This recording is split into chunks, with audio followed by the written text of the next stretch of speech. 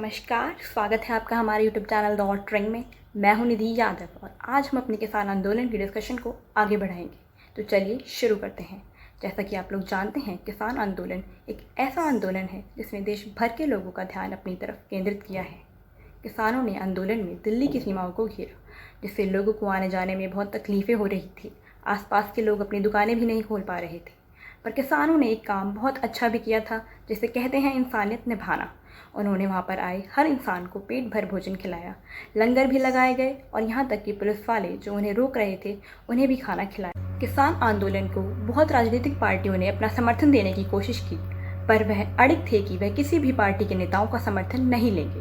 राजनीतिक पार्टियों को आंदोलन में आने की मंजूरी थी, पर स्टेज पर भाषण देने की नहीं। किसान संघों और उनके प्रतिनिधियों ने मांग की है कि कानूनों को निरस्त किया जाए और कहा है कि वे समझौता स्वीकार नहीं करेंगे। किसान नेताओं ने कृषि कानून पर सुप्रीम कोर्ट के स्टे ऑर्डर के आदेश का स्वागत किया है, लेकिन सुप्रीम कोर्ट द्वारा नियुक्त समिति को खारिज कर दिया है। किसान नेताओं ने 18 महीने के लिए कानूनों को निलंबित करने की 21 जनवरी 2021 के एक सरकारी प्रस्ताव को खारिज कर दिया है। 14 अक्टूबर 2020 से 22 जनवरी 2021 के बीच केंद्र सरकार और किसान संघों के प्रतिनिधित्व वाले किसान के बीच 11 दौर की बातचीत हुई, सभी अनिर्णायक रही। 6 राज्य सरकारों केरल, पंजाब, छत्तीसगढ़, राजस्थान, दिल्ली और पश्चिम बंगाल ने कृषि अधिनियमों के खिलाफ प्रस्ताव पारित किया और 3 राज्यों पंजाब, छत्तीसगढ़ और राजस्थान ने अपने अपने राज्य विधानसभाओं में काउंटर कानून पेश किया। संबंधित राज्यों के राज्यपालों में से कोई भी काउंटर कानून पारित नहीं हुआ।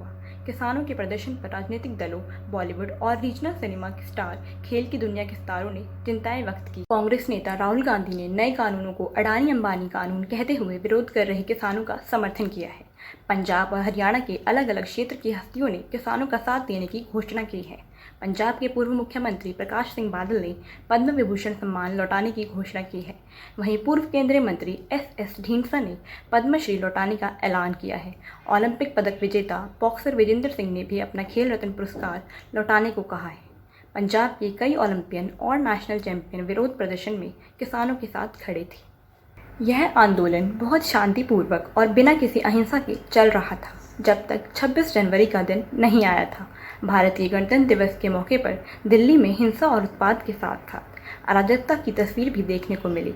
कृषि कानून के खिलाफ किसानों के द्वारा 26 जनवरी को निकाली गई ट्रैक्टर रैली के दौरान प्रदर्शनकारी पुलिस बैरिकेडिंग को तोड़कर सेंट्रल दिल्ली में जबरन घुसे और लाल किले पर अपना झंडा फहराया।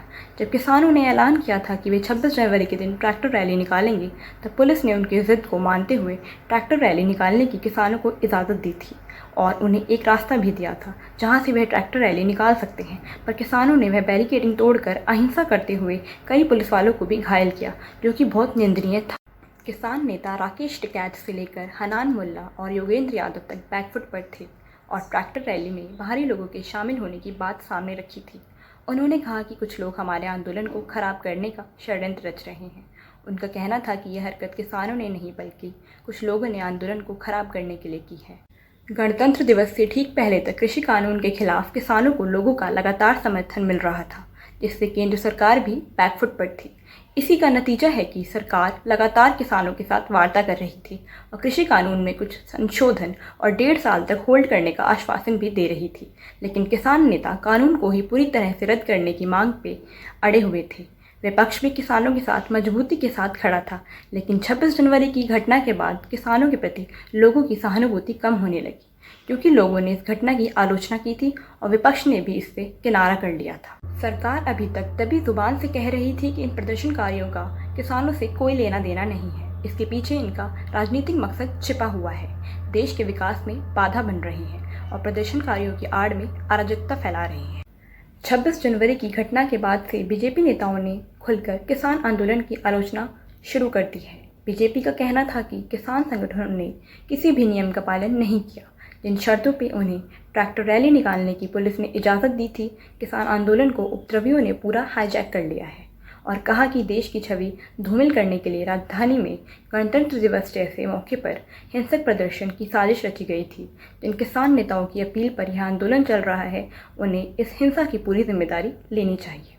फरवरी को किसान नेताओं ने कृषि कानून को निरस्त नहीं करने पर सरकार को उखाड़ फेंकने के लिए विरोध को तेज करने की चेतावनी भी दी थी। किसानों ने अपना समर्थन जारी रखा, पर कोविड के अचानक बढ़ जाने की वजह से यह प्रदर्शन थोड़ा धीमा हो गया था। पर किसान आंदोलन के 6 महीने पूरे होने पर किसानों ने 26 मई को काला दिवस मनाने की घोषणा की, जिसमें उन्होंने काला झंडा फहराया और प्रधानमंत्री का पुतला फूंका। लेटेस्ट अपडेट है कि किसान 5 जून को संपूर्ण क्रांति दिवस मनाएंगे और उस दिन भाजपा सांसद, विधायक व जनप्रतिनिधियों के कार्यालयों के सामने कृषि कानून की प्रतियां जलाई जाएंगी, क्योंकि कृषि कानून के लिए 5 जून को विधायक पास किए गए थे। तो ये थी किसान आंदोलन से रिलेटेड कुछ इंपॉर्टेंट खबरें। आई होप आपको इस वीडियो को देख के किसान आंदोलन की सारी जानकारी मिल गई होगी। अगर वीडियो पसंद आया तो लाइक, शेयर एंड सब्सक्राइब करना ना भूलिए और ऐसे ही पॉलिटिकल न्यूज़ के लिए बने रहिए और ट्रेंड के साथ। धन्यवाद।